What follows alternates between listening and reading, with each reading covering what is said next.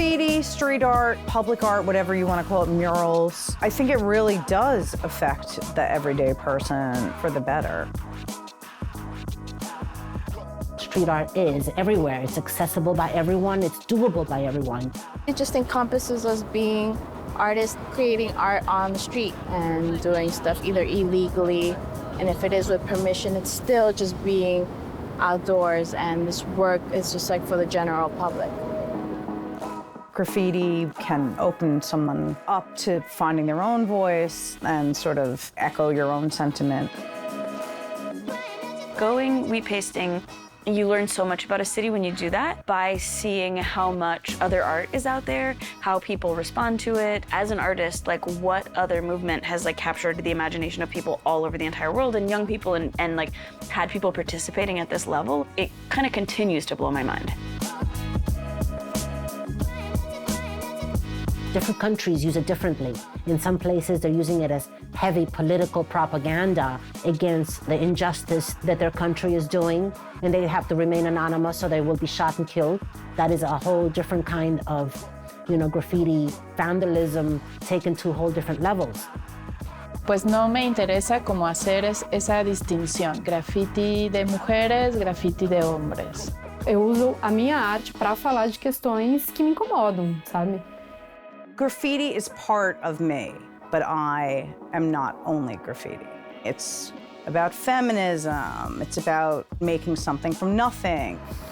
When you're a female graffiti writer, you have to work harder, you have to be tougher. You can't fuck up. You can't make a mistake. They'll hold it against you forever.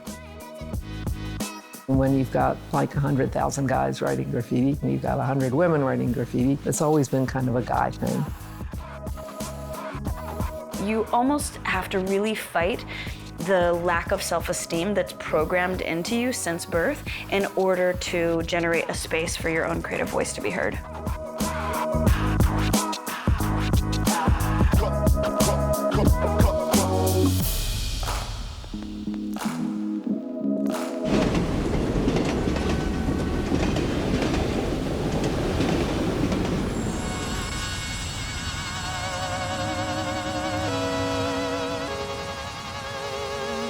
Checking out the rooftop, checking out the letters, checking out the tags.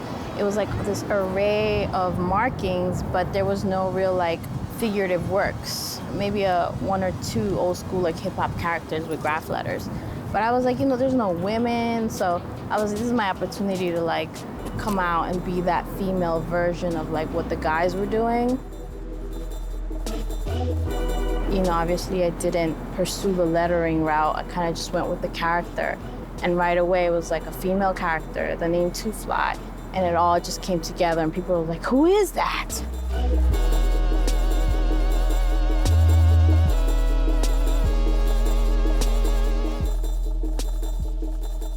I was born in Ecuador. I came to the States when I was about 7 years old, back in '85. Growing up in Corona, Queens, there was a good bunch of bombers and, just street graph guys. From drawing on my sketchbooks, it went on to drawing on the tables, the fashion tables, the locker room, like the walls. And next thing you know, I was tagging up on mailboxes on my way home, going out late at night, tagging up in my neighborhood, pretty much just being like a rebel kid, graffitiing and kind of like destroying property.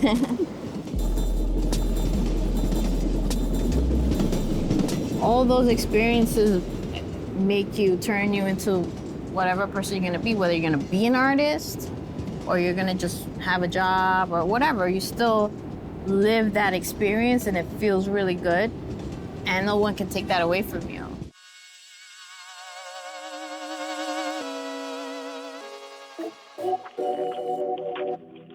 When I was a teen, I would walk all the way from home, which was 102nd Street.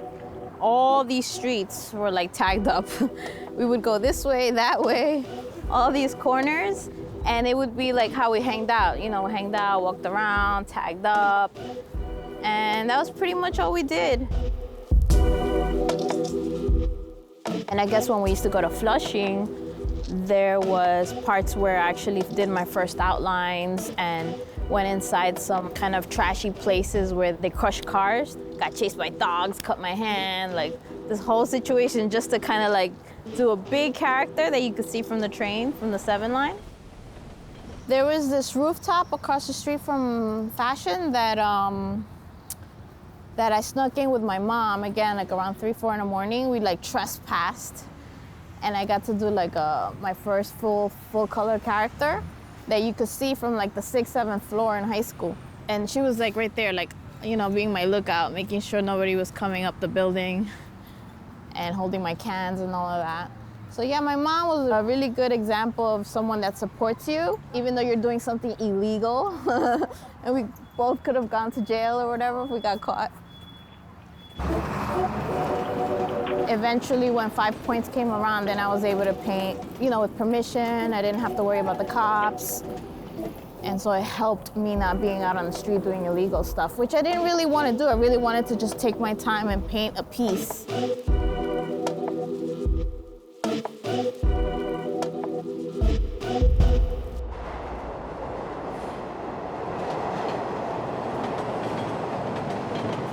Street artists stem from graffiti artists, and graffiti started in New York City, and it came from the need of the youth to express themselves when they had no other outlet. So instead of resulting to, you know, violence or real actual crime, not painting on walls, they started just working on what they had. And I think that's a need that every youth has everywhere, and especially when you're crammed into a city and you don't know what else to do and you're surrounded by walls, then the need to express yourself on them just comes naturally. I mean, 70,000 years ago, people were painting on the caves of Lascaux, and we still want to do it. So it just comes from that real base inner desire to create.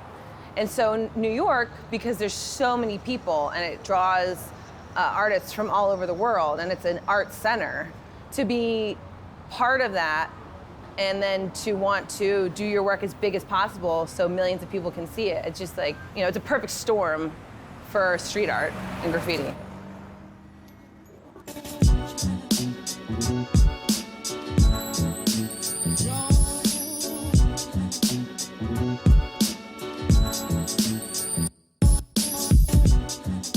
When I was maybe 15, my younger cousin got a hold of subway art, and I still have that book. It's already like so old. I started to see the photos of the artist, and obviously the one I was drawn to or stuck out was Lady Pink. You know, you get a book that says subway art, and then you're like, whoa, what's this? Like, New York was like full of graffiti and trains. I didn't grow up around the classic 80s stuff that was happening. So this book came into my life, and I was like putting 2 and 2 together. And then I see Lady Pink and all her paint.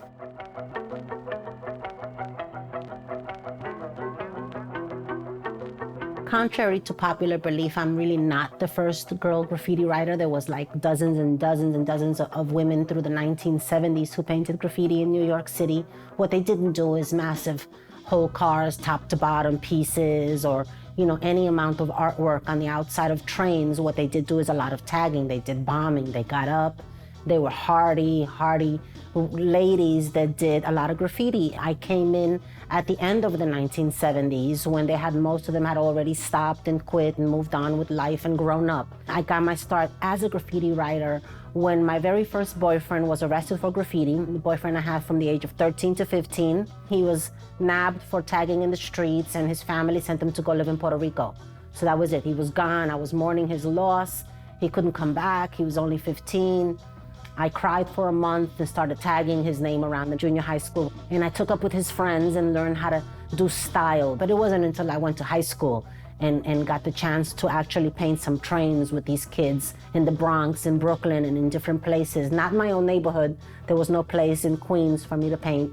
I had to go to the ghetto. And that was exciting in itself, hiding in a dark alley in the ghetto for a few hours under a bush. Ooh, there's nothing more fun than that.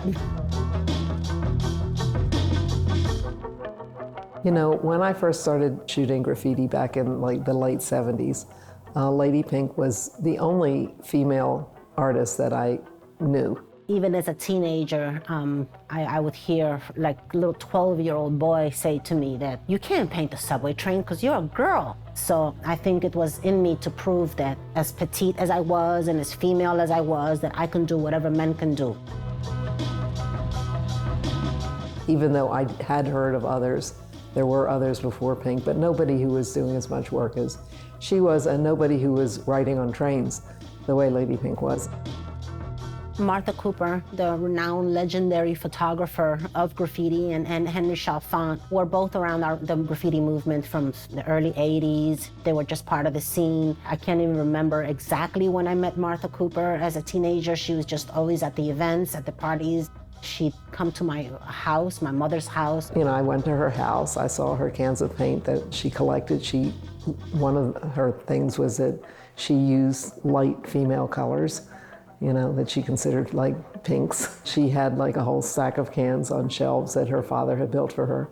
All of that left an indelible impression on me. In the 70s, we're at the height of like feminism, and she invited me to go to the yards with her.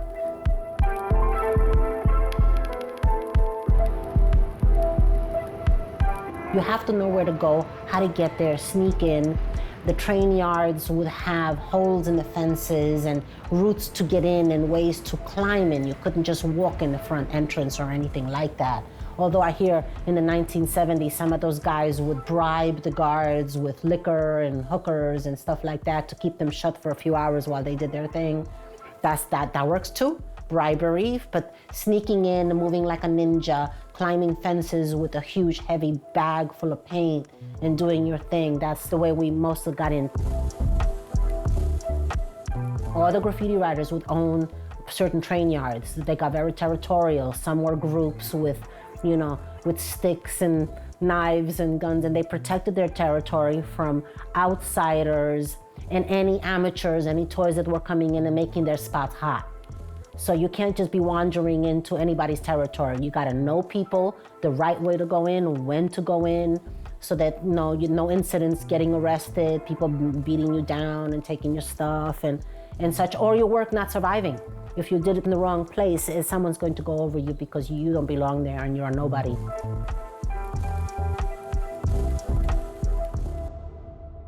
Without the photo, you had no proof, because the train might not even run more than once or one day. It could get painted over by somebody else. It could be buffed by transit. The train could be pulled out of service.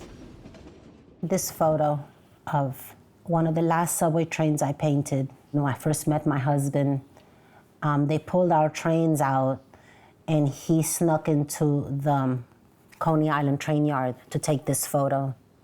He was dressed with a little orange vest, pretending to be one of the track workers with a bag full of cameras, and he took a video of this as well. Their pieces on the train were already puddles on the ground. They had cleaned them up, they were gone. But mine was still one last remaining PIN. He photographed this, and I thought that was the most romantic thing ever. He risked himself so much, and that Coney Island train yard is the biggest train yard in New York with the highest security, and how he just walked in there and just took these photos. I don't know, that takes a different kind of crazy. Always they were trying to get pictures. And I mean, Dondi even told me that he didn't want to paint a piece unless he had a camera, but the camera that he had was a cardboard camera that they usually would rack from some, not a camera store, but more like a drugstore, would have those little cardboard cameras. I immediately started giving back photos of the pieces. So of course that was really desirable. They wanted my photos, which were, you know, from my Nikon camera. Every country and every place that we go, Martha is there, and she has faithfully photographed us and documented the graffiti movement and the street art movement for well over 35 years. What we do needs to be documented, because what we do is an experience in place and time, whether it's legal or not. I published pictures of, and luckily Lady Pink allowed me to publish pictures of her doing some slightly illegal or some maybe massively illegal things in both subway art and hip hop files. But I first met Two Fly through Lady Pink. I think the first time I saw Two Fly was at the Graffiti Hall of Fame. I painted there at 1 year, and it was just myself and just all guys. I was the only female. And then 1 year I hear that Two Fly will be painting there.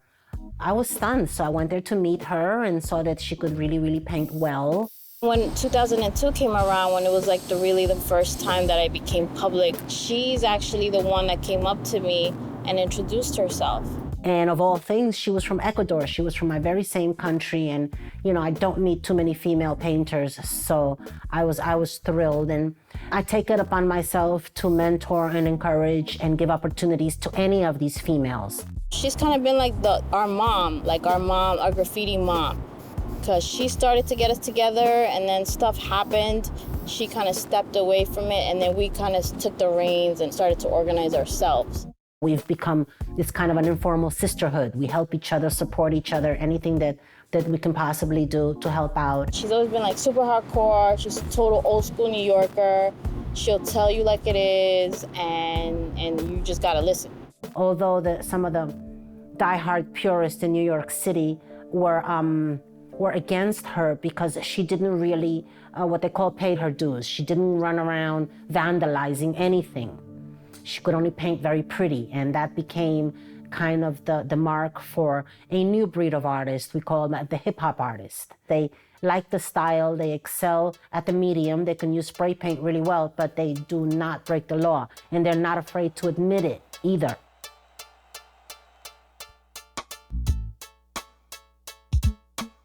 In the 90s, we grew up the hip-hop golden era. Hip-hop was style, and it was like real authentic lyricism and in the rap music. We were all creating it at the same time, wearing hoodie jeans, jewelry, the way we spoke, our lingo. And so I feel like the stuff that I was creating, because I was growing up as a young woman trying to figure out like what kind of person I'm gonna be, my whole characters were like beat girls and hip hop girls, and they just kind of embodied the energy of the time. I saw a movie, Wild Style, then I thought, wow, it's so cool. And then that was about the New York graffiti. And then before that, before I saw the movie, I really wanted to learn English, and I wanted to move to the States. Then I studied graffiti, then I'm like, oh my God, I have to move to New York. I really appreciate Two Fly because she just opened my door. I kept going to the graffiti class, which Sentu was doing at one point. And then one day I got a flyer. Flyer was for a woman hip hop event. And then on the flyer, I found like woman, female writers wanted. I was like, oh my God, that's cool. But at the time, I didn't speak not much English.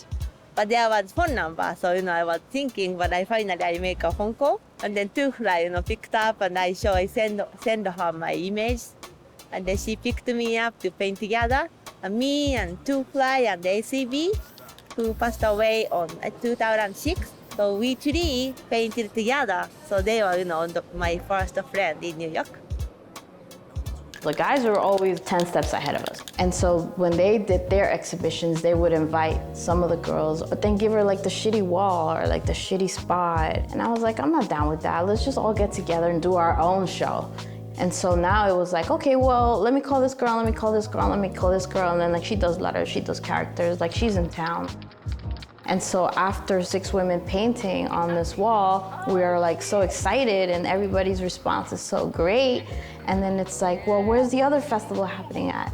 And then when you realize Martha Cooper's taking our photo and she's the one that did the subway art book, and then you're like, oh shit. And then it clicks and you're like, I'm part of a bigger thing here.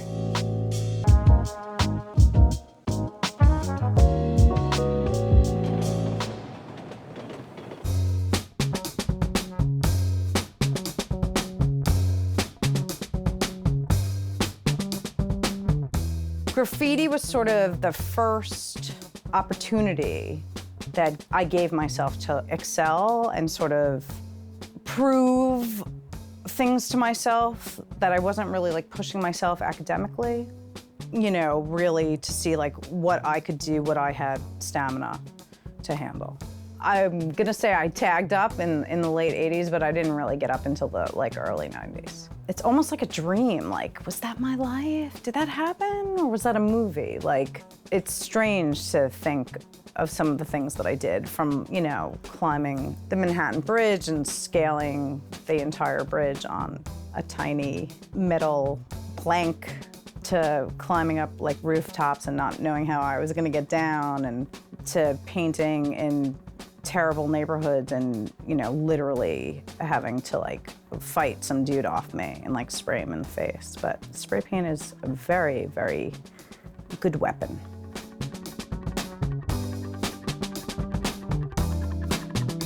When I stopped writing graffiti and I met a young Miss 17, I was hearing so much like crap because she was like a woman. And I was like, you know what? Let's hear them say this about me.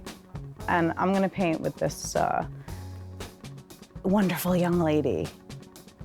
And I really like owe her a lot, because I think after I started painting, there started to be like all this interest in Claw, because it was so public. People were like, oh damn, these two girls are like crushing. I would say that was like the highlight of my like graffiti career, to like paint with another woman, to show like pussy power in like full force. We're just two writers out here, but it was more than that. I started realizing every time I was painting a wall, number one, I would get hollered at, like incessantly. Like, the level of street harassment is really distracting when you're trying to paint and you're like, I'm just trying to paint. I'm not trying to talk to you or like give you my phone number. But also like, hey, yo, ma, who did that? Who's your boyfriend? And I'm like, you just stood there for 20 minutes watching me paint. You watched me paint, and you're still gonna sit there and ask me who did that, because you can't wrap your mind around the fact that I did that. There are great women artists who are women, and there are great men artists who are men. It's not defined by gender or by race or by class. It's just great. Unfortunately, not everyone is interested in making art that is for the greater good. Like, I don't want to be part of that misogynistic system. The art world, not just the street art or graph, and it's not just the art world, I think it's a lot of careers are focused more on giving more opportunities to men than women.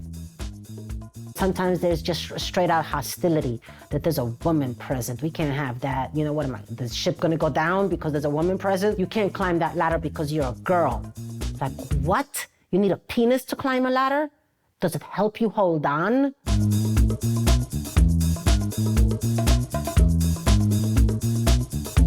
Graffiti's been a guy's game from the beginning, but everything has, no matter what industry you're in, men are dominating, and that's just the way things have been. I think it's changing rapidly. I know a lot of graph guys who haven't hit the streets as hard as I had. At one point, I was really, really, really crushing graffiti-wise, and I painted billboards on the BQE and climbed up these crazy, crazy, crazy tall ladders, and climbed on top of a lot of buildings and did a lot of roll downs, and I was really hitting it pretty tough. And I was never invited to be in any crews or, invited out to paint with the dudes very often. And I don't know if I would have been as a dude. It's hard to say.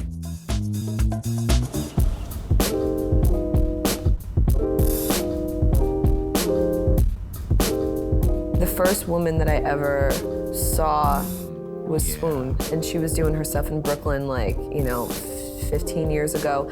And it was the first time I was like, that's graffiti. And I was like, no, it's not. I was walking through Chelsea and saw these wheat pastes by Swoon and Gaia, and I was really struck by them. And I thought it was a huge gift to whoever was walking by.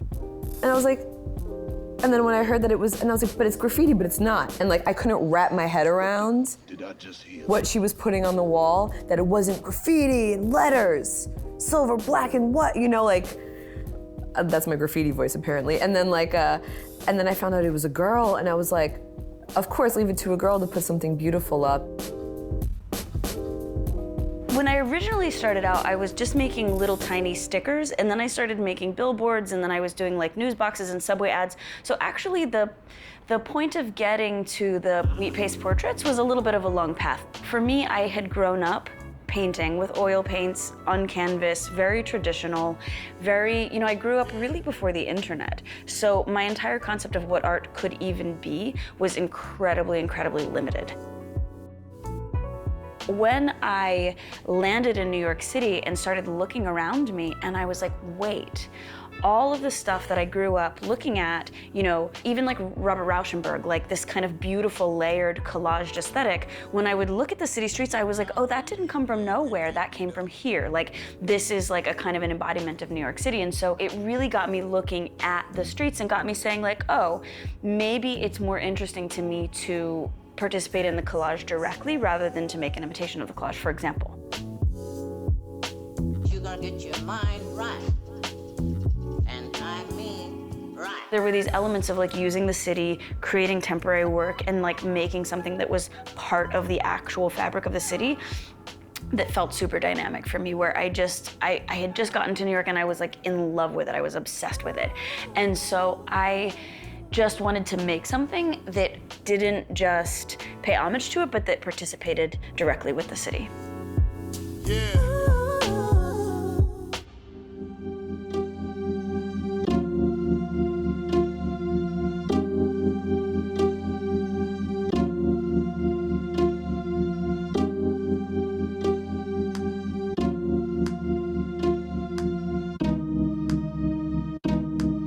My name is Aiko. I was born and raised in Tokyo, and I moved to New York 1997.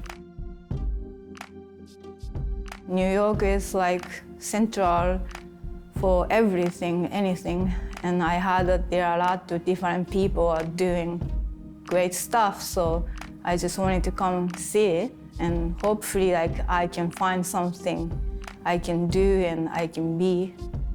When I saw first time House on Bowery Wall, it was the creation of Keith Haring. I was really wondering, in the beginning, like first 2 years, only guys artists are painting the wall.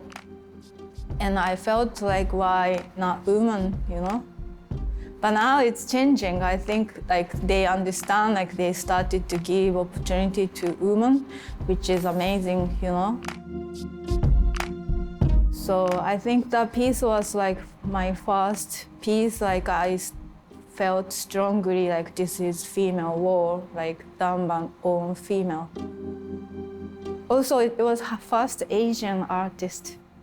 So for me, it's a double meaning, Like, I don't see any Asian who paints wall like me at the time.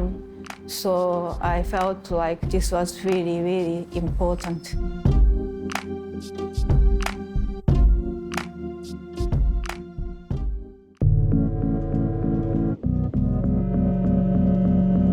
You have to be aware, especially if you're taking on this idea of really being an artist. You don't come from wealthy families, you come from, working on gigs and putting money aside for your paint, or not treating your art as a hobby. Like, you are investing in yourself, you are investing in your art form, and at some point, you're gonna be able to leave side jobs and make art more of your full-time job. And I didn't know how I was gonna do it. I just knew I'm an artist, this is my life, I love to do it, I could never leave it. And it's never a hobby for me. Like, I never felt it was a hobby. I was like, this is my life. But I live in New York City, it's an expensive city, and things are changing, and so I have to have a 9 to 5. It's kind of like, how can I continue to do what I love, but I have to leave my beloved city because it's now or never. I'm 35 and I want to be able to live a full-time artist life, and it's impossible in New York.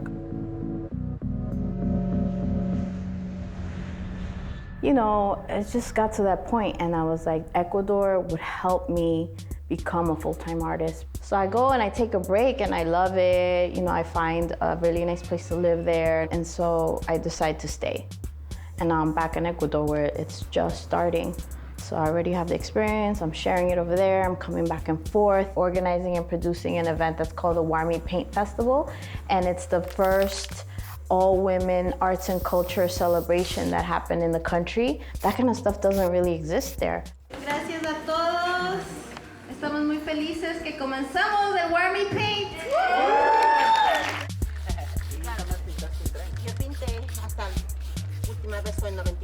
We were able to receive a grant to bring artists like Lady Pink and Martha Cooper.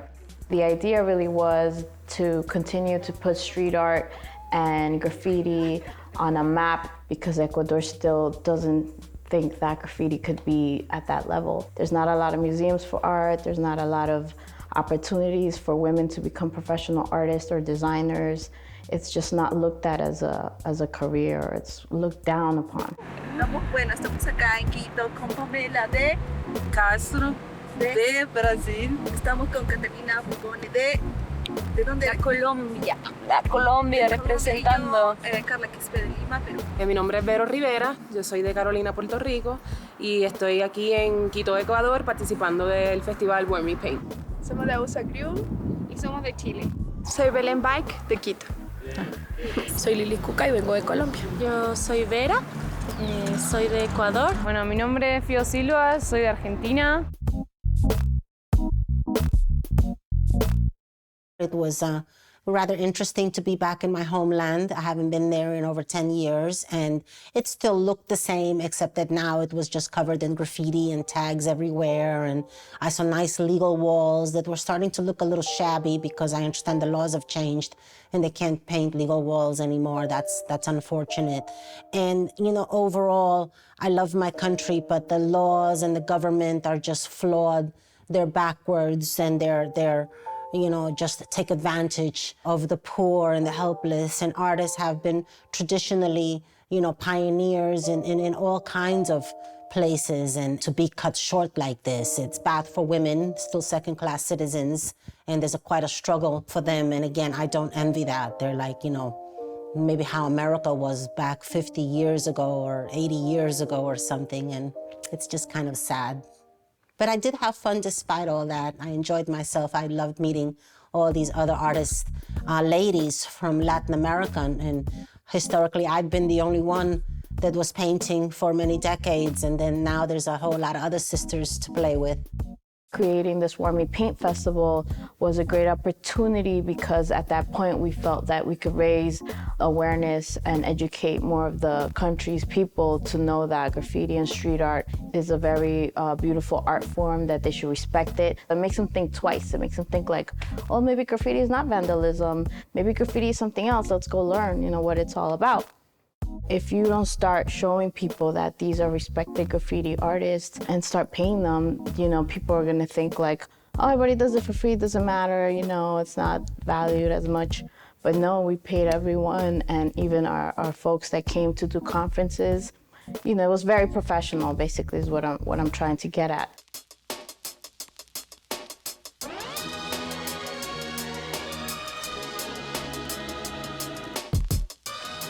Empecé a pintar mujeres porque siento que la mayoría de las imágenes sobre mujeres que vemos todo el tiempo son generadas o para vender o son una visión que la sociedad quiere imponer sobre la mujer. Y hay muy pocas representaciones en la calle hechas por mujeres sobre mujeres. Bueno, yo sí entiendo que es súper importante que las mujeres salgan pues, a la calle a trabajar y que demuestren que pueden hacer un trabajo tan físico, ¿no? E não só isso, sino também levar mensagem. O objeto do meu trabalho é o corpo feminino em diálogo com a cidade. Eu sou feminista, então meu trabalho ele é bem carregado com as questões feministas de gênero e sempre falando pouquinho também dos direitos das mulheres. Está siendo genial esta experiencia porque, no sé, tal vez yo al principio tenía como una especie de prejuicio con esas cuestiones de solo mujeres, ¿no? Como capaz lo sentía como era una especie de que uno mismo se separa de algo, ¿no? Y fue re lindo como tener contacto con tantas chicas que tienen ideas tan geniales, que cada una es de un país, de una historia distinta. Y no sé, siento que me dio otra mentalidad de eso. Otra mentalidad también en pensar a la mujer en cuestión con la calle, no solo en el arte, sino en la vida en general, en la vida pública.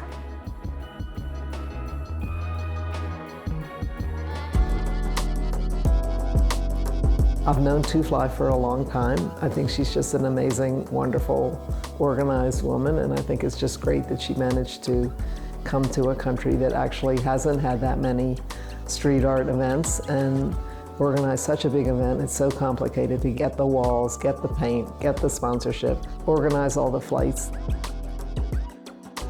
One of the things that I liked was meeting a lot of artists that I'd never heard of before, very good artists, and seeing their work.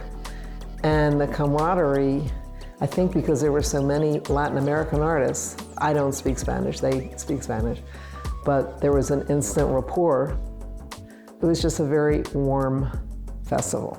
Warmy. It was a very warm festival.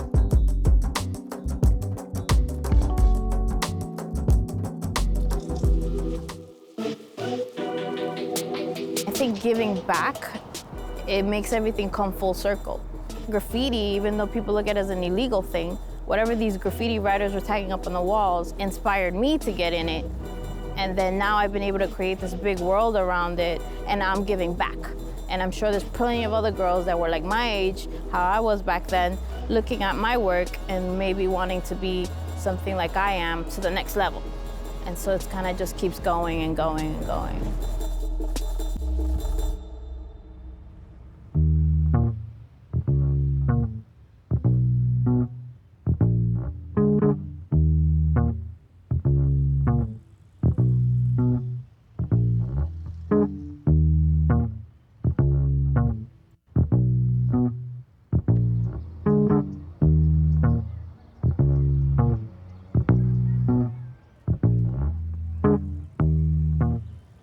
México tiene como tanta tradición, por ejemplo, en la gráfica, en la pintura, el muralismo, y como esta obsesión por mostrarlo, que cada una de esas pequeñas cosas tiene su propio lugar, ¿no? Es como México un estallido de expresión, como una necesidad muy fuerte de expresar todo. Entonces, esta misma expresión se puede canalizar a través de una estructura gubernamental, como puede ser un museo, o privada, como puede ser una galería, graffiti en la calle, pero siempre es como una obsesión por la expresión, ¿no? De forma cultural o artística. Eso sí es muy, muy palpable.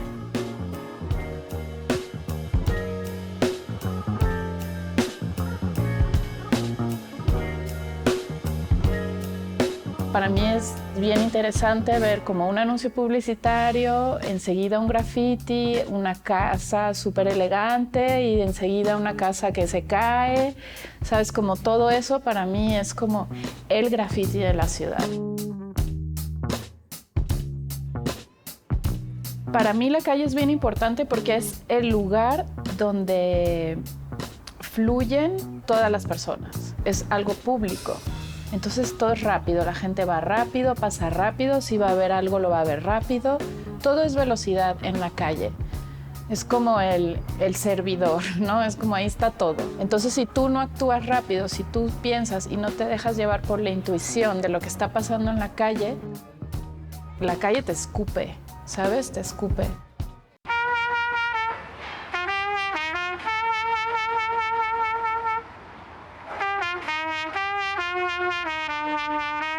Hace muchos años en donde era muy raro ver a una mujer pintar en la calle. Pero cuando yo comencé a pintar, ya había mujeres pintando en la calle. No muchas, nunca han sido muchas, pero por lo menos no era raro ver a una mujer pintar en la calle. Entonces mis experiencias son más neutras en ese sentido. Yo no viví esa violencia, porque yo no fui parte de ese movimiento que empezó de mujeres en la calle. Ya he pensado mucho en esto, como conmigo misma, y pienso que para mí ha sido aprender a que proyecte más una neutralidad respecto a ser mujer o hombre. Mis experiencias en la calle son más pacíficas. Si yo proyecto una feminidad muy positiva, digamos, en mi forma de vestir o de ser, yo me voy a enfrentar a una respuesta muy masculina y yo no quiero vivir eso. Igual del otro lado, si me pongo como en una posición muy masculina, también voy a sufrir otro tipo de violencia. O sea, es como la parte masculina de atacar un espacio público, pero también la parte femenina de tomarse el tiempo de hacer algo estético. Entonces yo de verdad intento como buscar mi lado femenino y mi lado masculino de igual porcentaje.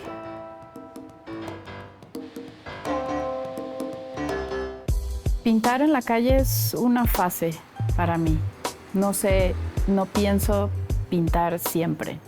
Ahora el street art o el graffiti está muy de moda. Instancias como el gobierno y empresas se han dado cuenta del gran poder que tiene emitir una opinión en la calle a través de un artista. Cuando yo empezaba, esto me parecía increíble porque yo de repente tenía la oportunidad de pintar edificios grandes, con mucha producción. Pero poco a poco me he dado cuenta lo que está detrás. Gente haciendo mucho dinero con tu trabajo y tú nada. Y a principios de este año, como con mucha tristeza y como casi como volviendo a empezar, todo a la mierda, galerías a la mierda, trabajos privados, trabajos de gobierno, todo poco a poco ha ido desvaneciéndose. Yo tomé esa decisión a finales del año pasado porque me daba cuenta que toda mi carrera estaba basado en ese tipo de cosas, económicamente perdida, porque trabajaba mucho, no me pagaban y te venden este cuento de que va a ser por tu bien, que ellos te van a dar publicidad y obviamente todo es una mentira, ¿no?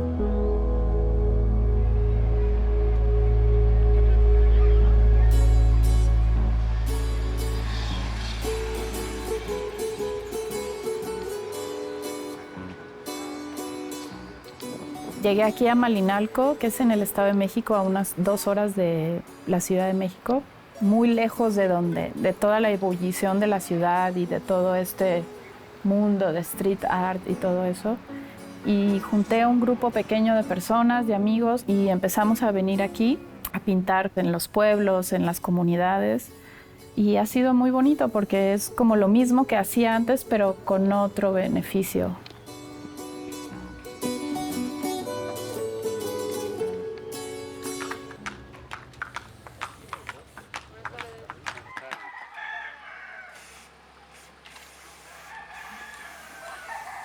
Cuando entendí que había graffiti en todo el mundo, para mí fue como brutal.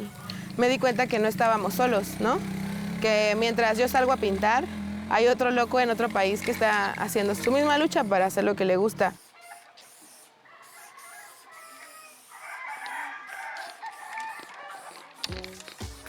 Fusca la conocí en un evento en Querétaro que se llama Board Dripper. Y nos invitaron a pintar y pues nada, compartimos cuartos solo por azar. Y le ayudé ese día a terminar su muro. Y fue chévere porque Fusca y yo tenemos muchas cosas en común. Estudiamos en los mismos lugares, a destiempo porque ella es una generación más grande que yo. Pero igual para mí fue increíble saber que hay chicas que pintan, ¿no? Así con disciplina como Fusca.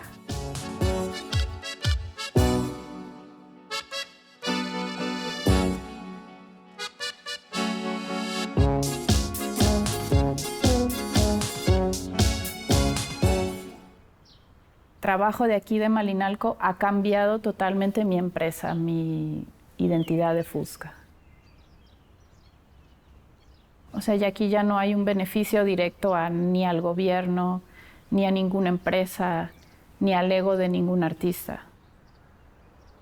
Por eso yo no muestro mi cara, porque no soy yo. Es como muy enfocado en algo que es como comunitario.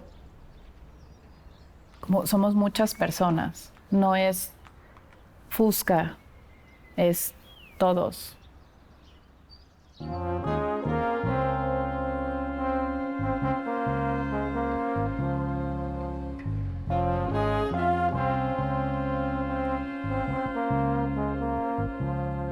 la gente, sobre todo a los niños y a las niñas, noto que cuando yo estoy pintando en la calle les emociona, como que, wow, eso también lo puedo hacer yo. Es una experiencia distinta cuando está pintando un hombre porque es como la costumbre de que un hombre esté trabajando en la calle. Pero cuando pasa una niña y como que me ve pintando, es como que se ve a sí misma pudiendo hacer eso también, ¿no? Escalando un andamio, vestida así como hombre, tenis, gorra. Y es como que un shock para ellas, ¿no? Que van con sus vestiditos y su muñeca, ¿no? Es como algo totalmente fuera de su rango de feminidad, ¿no? Eso me gusta mucho, como dar esa percepción de lo que puedes hacer fuera de tu concepto de lo que es ser una mujer o una persona, ¿no?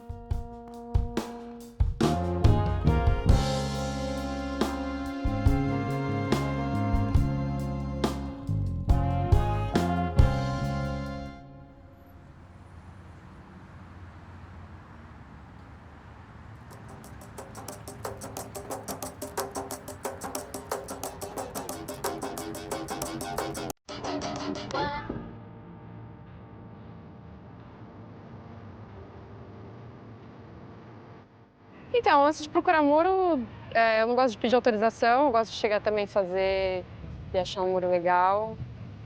E geralmente nos lugares eu gosto de muro mais sujo, mais que tá bem podre assim, são os meus prediletos.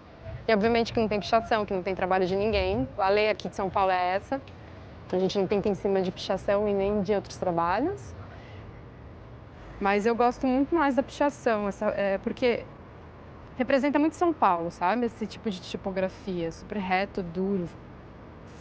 Uma coisa meio, sei lá, linear, assim, não sei.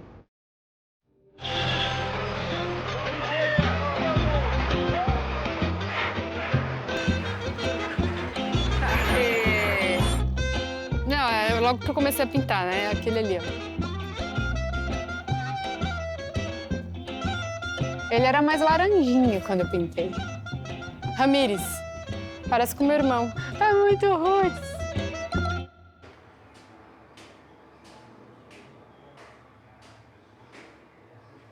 Eu aprendi a pintar com meu pai. Ele pintava comigo no colo, assim, quando eu era pequenininha.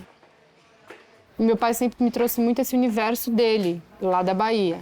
Então sempre introduziu com a música, com a poesia, com as coisas que ele pinta. Que eu trago assim as cores da Bahia, que eu falo, eu vim de lá, vem de lá, toda essa referência, acho que é muito para suprir a necessidade da falta das cores, de repente, aqui na cidade, sabe? De São Paulo.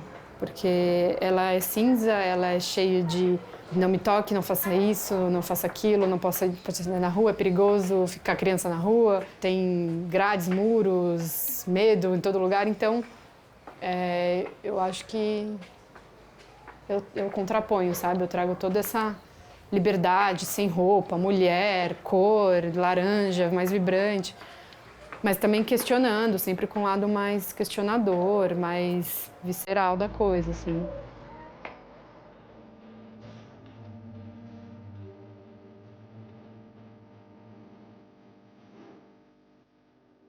A gente busca referência, né? De quem nos representa ali, né? Nina Pandolfo, ela que eu via, é inspiradora, assim. Putz, tem uma menina pintando na rua, que legal, é possível, né? Foi ela que mais se falava na mídia, que se falava nos lugares, que tinha livro, que estava ali com os gêmeos, que estava ali. Foi a Nina. Comecei a fazer o grafite, eu não tinha nada a ver com o movimento hip hop, nem sabia direito da existência dele, eu tinha 13 anos. E até que me apresentaram um livro de Nova York, o Spray Can, né, o Spray Can Art, e foi ali que eu comecei a ver outras coisas, e o Subway, e daí eu vi que tinha a Lady Pink, né? Até nesses dois livros eram quase 100% homens, e uma única mulher, que eu me lembro que tem nesses livros. Então, eu não tive quase referência. Quando eu vi o trabalho da Lady Pink, eu falei assim, nossa, que legal, né? Eu tô no caminho certo, não é porque eu sou mulher, porque eu não sou do hip hop, que eu tenho que mudar todo o meu estilo para fazer algo para enquadrar no grafite.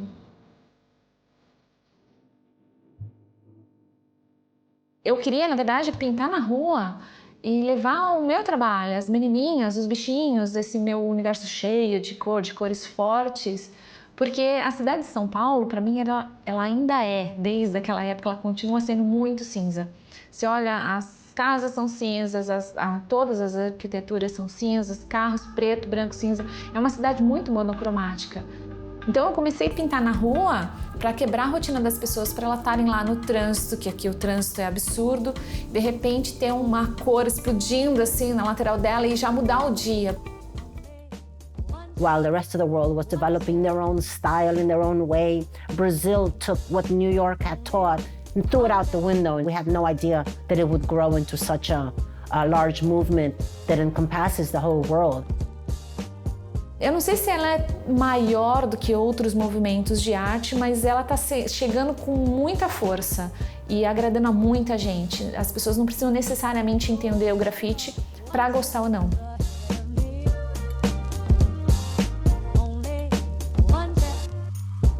Eu lembro que quando eu viajava, as pessoas adoravam o grafite brasileiro, o artista, né? Porque era muito diferente da cena grafite do mundo inteiro, né? Todo mundo seguia um padrão grafite e a gente seguia um outro lado, assim.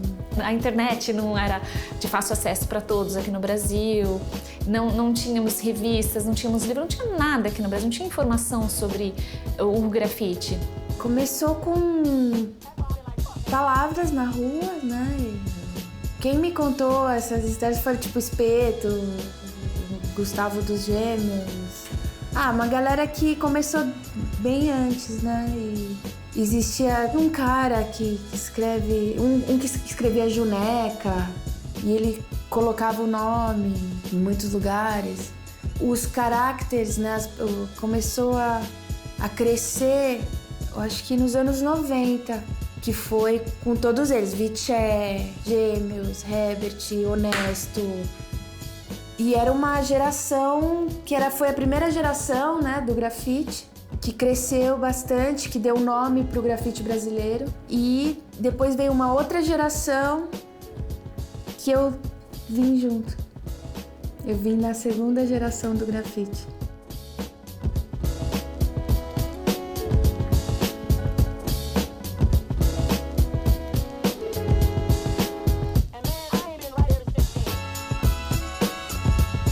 Meu primeiro muro eu pintei no final de 2010, não faz tanto tempo assim, porque a minha história é meio diferente dos grafiteiros, dos artistas de rua que já começam a fazer na rua. A minha história foi praticamente depois de adulta mesmo que eu comecei a prestar atenção.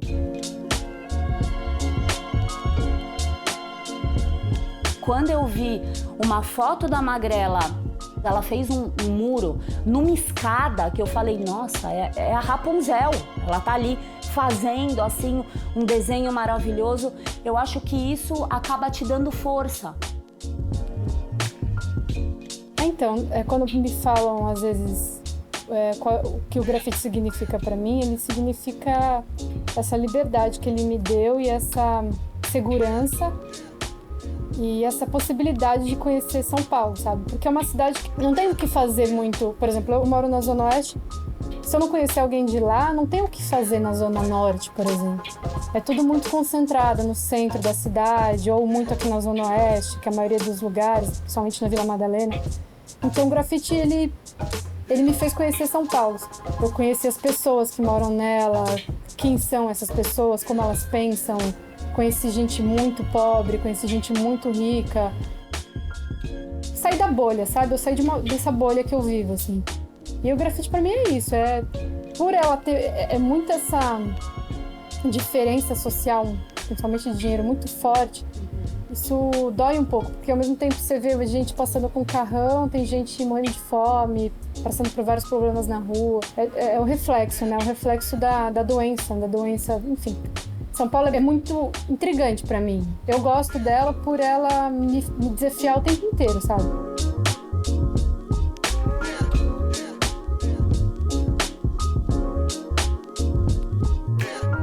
É impossível para mim, mas eu acho que é impossível para qualquer pessoa de São Paulo, morar em São Paulo, que é uma cidade de concreto, se ela não tiver fissurada pela pichação. Em São Paulo tem uma caligrafia bem diferente do Rio de Janeiro. Em São Paulo as linhas são retas, que eu já vejo uma semelhança com a arquitetura de São Paulo, que são tudo reto. O mapa de São Paulo da calçada são linhas retas, né, geométricas.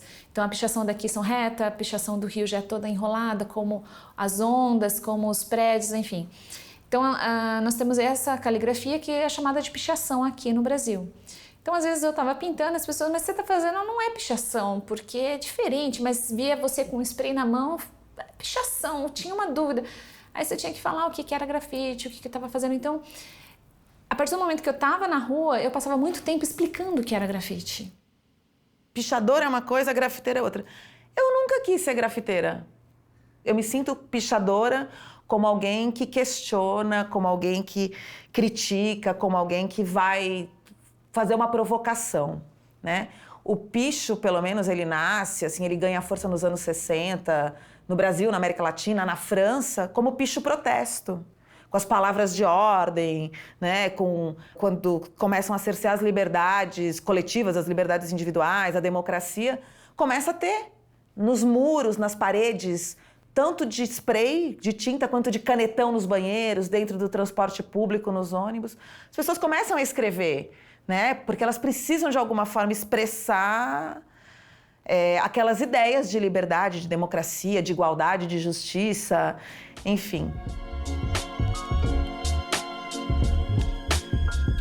A arte, para mim, o que eu quero fazer com ela é mexer com a sociedade. Então, geralmente, eu pego coisas que estão acontecendo no nosso cotidiano, no Brasil e no mundo, e dou eu chamo de crítica na encolha. É uma crítica com uma leveza, um bom humor, mas que, no fundo, é uma coisa forte para a pessoa pensar.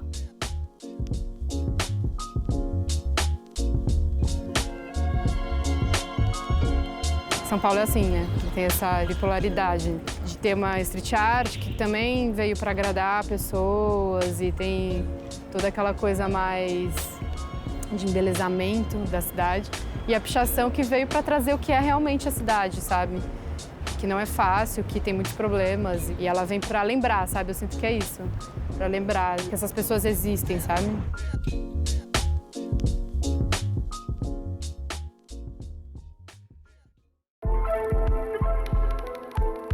Tiveram muitos cortes dentro do ministério, né?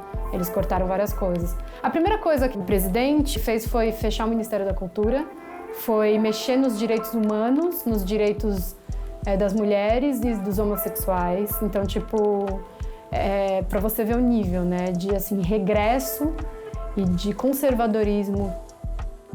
Na guerra da prefeitura contra a pichação, sobrou para a arte de rua. O prefeito João Dória acordou cedo para pintar um trechinho desse muro na 23 de maio. Os muros desta avenida, a 23 de maio, eram ícones do grafite em São Paulo. O maior mural a céu aberto da América Latina, com quase 5,5 km de extensão. Agora, não fazem mais parte da paisagem. Em muitos muros de São Paulo, grafite e pichação se misturavam. Agora os dois foram apagados. Arte urbana e sujeira desapareceram sob uma mesma cor. Um polêmico tom de cinza. O meu país é machista, racista, machista, homofóbico. Então ele é isso, opressor. A esquerda vai ter que se unir e eu acredito que as coisas vão começar a expurgar, assim, ter que ser mais violento, mais... O oprimido, eu acho que ele vai ter que ir pra rua, ele vai ter que trabalhar, assim, batalhar mesmo, uma luta.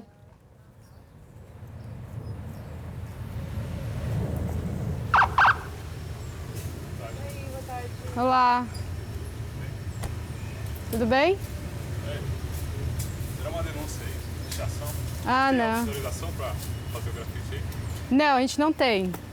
Mas geralmente eu faço esse trabalho de pegar lugares que estão mais abandonados.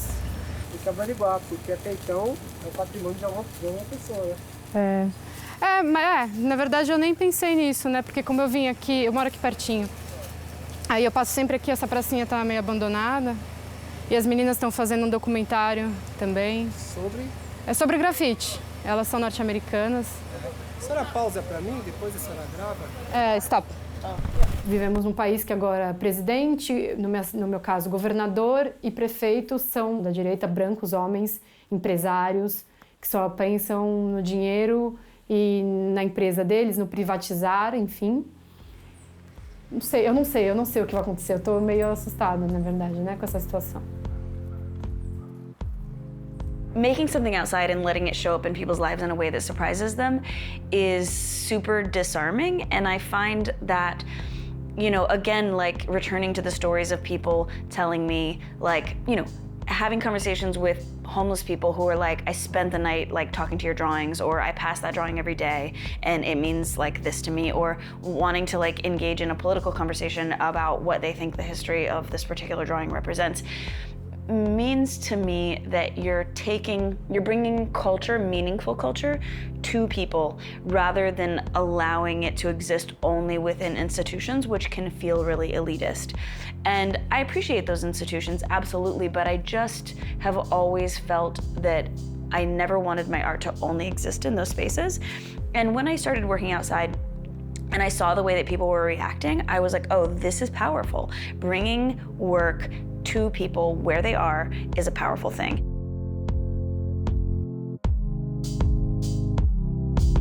Eu sou uma mulher incomodada, então os meus personagens, as minhas mulheres, são incomodadas. Então, é isso que eu quero falar pro mundo. Tipo, não tá tudo bem. Se você acha que tá tudo bem, que mundo você vive, né? Que bolha você vive. Não tá tudo bem. Tipo, a gente sempre tem que mudar alguma coisa dentro da gente, a gente sempre tem que matar preconceitos dentro da gente. A gente sofre coisas que a gente não queria sofrer e que tem muita coisa horrível acontecendo no mundo. Eu quero falar sobre essas coisas, entendeu? Pra ver se as coisas mudam, pra ver se as pessoas tomam consciência, sabe? Pra ver se a gente para de pensar no nosso umbigo e se a gente começa a ter empatia, se a gente começa a mudar ali, sabe? Por mais que seja no micro, né? Mudar um pouquinho o jeito que você fala com o seu vizinho, o jeito que você se relaciona com as pessoas que estão ali trabalhando com você, enfim.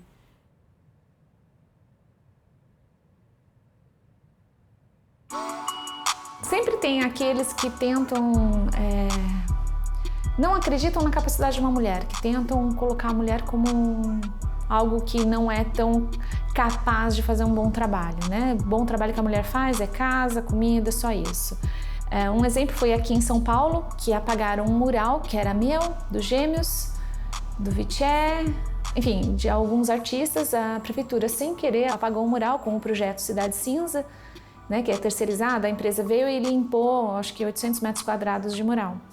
E daí a prefeitura convocou os artistas para ter uma reunião para refazer esse trabalho, né, refazer esse mural. Quando eu cheguei, acharam que eu era secretária, não acharam que eu era uma das artistas, porque eu estava arrumadinha, né, sou cheia de coisinha e maquiada e tal. E quando eu cheguei para a reunião, a mulher falou assim, você é a secretária dos artistas? Eu falei, não, eu sou uma das artistas. Ela olhou assim para mim, você faz grafite? Foi assim o máximo, né? Tipo, por que, né, que não pode ter uma mulher como artista de grafite também? Chegando com uma outra postura, a tendência é as pessoas te respeitarem. Eu acho que é extremamente importante a postura da mulher. De chegar e não ter, por exemplo, todo mundo pegou muro legal e a menina tá lá atrás, no escondido, no chapiscado. Eu acho que isso já mudou bastante. Já tem mulheres assim com um trabalho muito forte, continuando e que já conquistaram respeito. E eu acho que é isso que a gente quer. O que me encanta na arte de rua é que quando você passa e vê um desenho, você não sabe se foi homem que fez, se foi mulher, se foi um senhor, se foi um adolescente.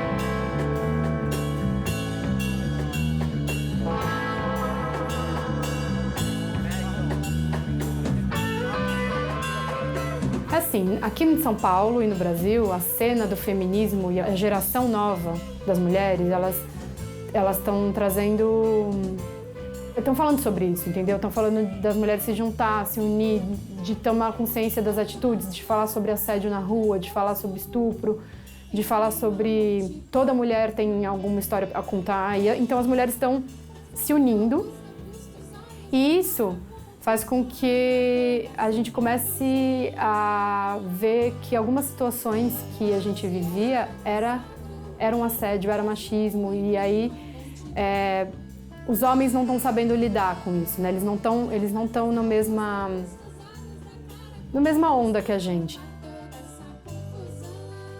Isso no mundo do grafite, no mundo do skate, no mundo que eu convivo, que geralmente tem muitos homens. Esse universo não foi diferente do que eu tive que passar minha vida inteira, né, como mulher.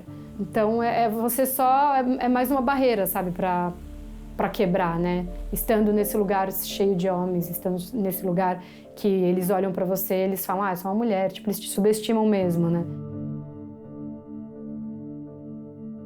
Eu não deixo de fazer nada porque eu sou mulher, entendeu? Eu faço, porque eu sou um ser humano, né? E eu quero fazer e ponto.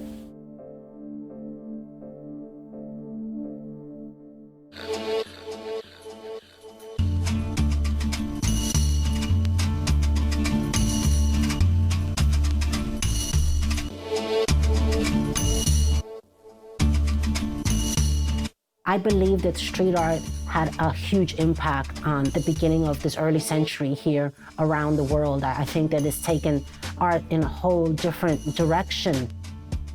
Now I think every city has a group of women painting and getting together and doing walls. Every country now has been exposed to the culture through the internet. It's basically a community effort. We're all doing a little bit, and it is coming together, and it's really heartening to see that I think women are getting stronger and stronger.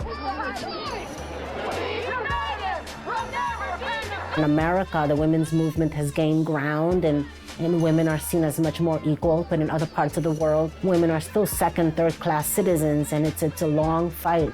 Our political climate is really representing the consolidation of power in a very, very, very scary way. And so when people get together out into the streets, what is happening is that you're kind of doing a drawback of that power and saying it won't be consolidated. In fact, it will be present in each of us in our multiplicity. And that's the strength of those numbers in the streets. The people united will never be defeated.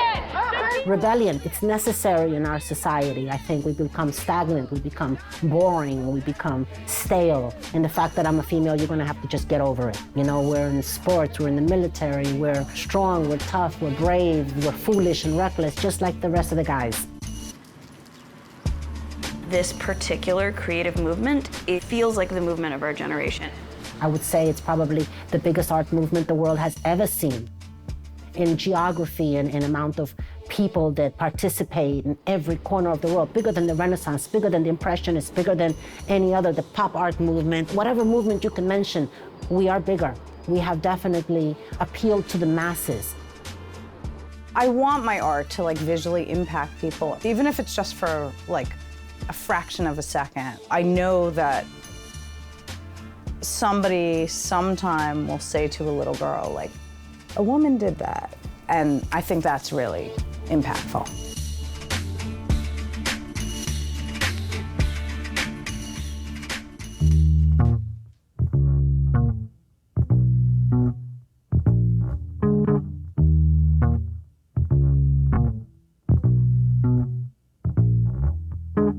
Everybody come from somewhere, or maybe nowhere, the place you wake from. The place we ain't from that makes us scared. The projects, the overseas, the trailer parks, the poverty line. Place where ain't no art on the walls, just pictures of Jesus and civil rights leaders or Confederate flags and Elvis. Observed from the plastic cover seating and struggling mothers.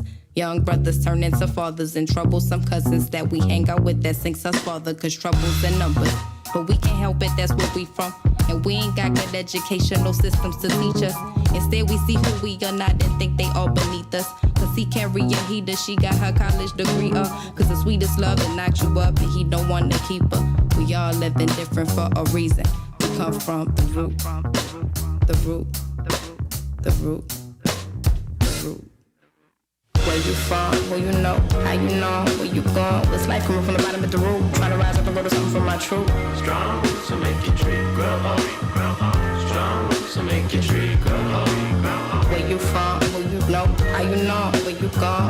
Coming from the bottom at the road, try to rise up and go to something from my truth. Strong roots will make it, strong roots will make it, strong roots will make it grow old. Everybody come from nowhere to maybe somewhere, and going back to where we come from sometimes makes us scared. Double checking funds to secure we got enough bread to look good, to eat good and do better than we once did. Just trying to make ends meet each other when we've got nothing.